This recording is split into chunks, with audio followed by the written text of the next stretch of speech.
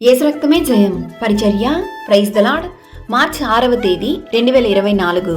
ఈరోజు దేవుని వాక్యము, మనుషులను సంతోషపెట్టువారు చేయునట్లు కంటికి కనబడుటకే కాక క్రీస్తు దాసులమని ఎరిగి దేవుని చిత్తమును మనపూర్వకముగా జరిగించుచు మనుషులకు చేసినట్టు కాక ప్రభువునకు చేసినట్టే ఇష్టపూర్వకముగా సేవ చేయుడి. ఎఫెసీయులకు రాసిన పత్రిక 6వ అధ్యాయం 6-7 వాక్యములు. అవును క్రీస్తునందు ప్రియులారా, యథార్థమైన హృదయము గలవారై భయముతోనూ వణుకుతోనూ క్రీస్తునకు వలె శరీర విషయమై మీ యజమానులైన వారికి విధేయులై ఉండుడి.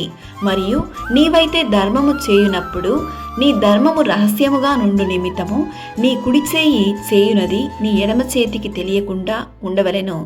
అట్లయితే రహస్యమందు చూచుచున్న నీ తండ్రి నీకు ప్రతిఫలమిచ్చును. మరియు మీరు ప్రార్థన చేయనప్పుడు కానీ, ఉపవాసమున్నప్పుడు కానీ, ధర్మము చేయనప్పుడు కానీ మనుషులకు సంతోషపెట్టువారుగా ఉండకూడదు. క్రీస్తు దాసులుగా దేవుని చిత్తమును నెరవేర్చుడి. మనుషులు మీ సత్క్రియలను చూచి పరలోకమందున్న మీ తండ్రికిని మహిమపరచునట్లు వారి ఎదుట మీ వెలుగు ప్రకాశింపనీయుడి.